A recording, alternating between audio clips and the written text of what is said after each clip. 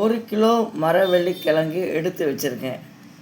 எடுத்து அதை மேலே உள்ள தொலியை உரித்து அதை நல்லா சுத்தப்படுத்தி கழுவி தண்ணி ஒரு போனி தண்ணி ஊற்றணும். இப்போ நம்ம எடுத்து போடலாம்.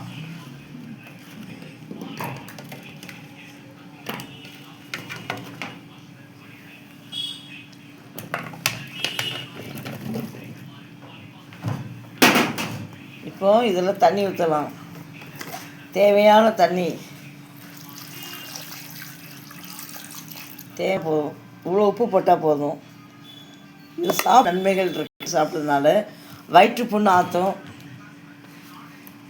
ஆற்றும். மரவள்ளிக்கிழங்கு பயன்கள்: எலும்புகளை வளப்படுத்துதல், ஞாபக மறதியை குறைத்தல், இது மற்றும் உடல் சூட்டை குறைக்கும், அது சூட்டை தணிக்கும், நல்ல ஒரு விடுதலை ஆகும், கெட்ட கிருமிகளாம் சாகும், நல்லது உணவு உள்ளது. 2 விசில் அணைச்சிடலாம். குக்கரில் வைக்க போகிறோம். 2 விசிலை அணைச்சிட்டு அதுக்கப்புறம் இதுலேருந்து எடுத்துட்டேன். நல்ல மசைவாயிட்டு நல்லா வெந்துட்டு இப்போ ஸ்டவ்வை பற்ற வைக்கலாம். தேங்காய் எண்ணெய் ஊற்ற போகிறேன். தேங்காய் எண்ணெயில் தாளிக்க போகிறேன். கடுகு போட்டாச்சு.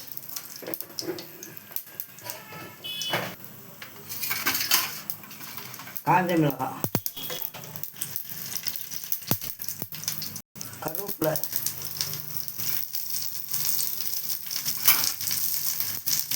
பச்சை மிளகாய்,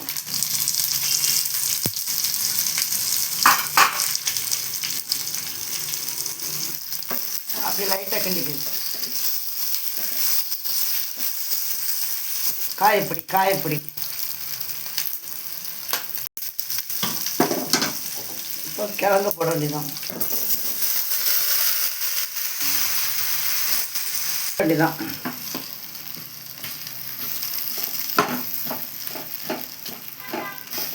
நல்லா சுவையாக இருக்கும். இப்போ இதுக்குள்ள தேங்காய் போட வேண்டியதான். தேங்காய் சுவையான மரவள்ளிக்கிழங்கு ரெடி. லைக் பண்ணுங்கள், கமெண்ட் பண்ணுங்கள், ஷேர் பண்ணுங்கள்.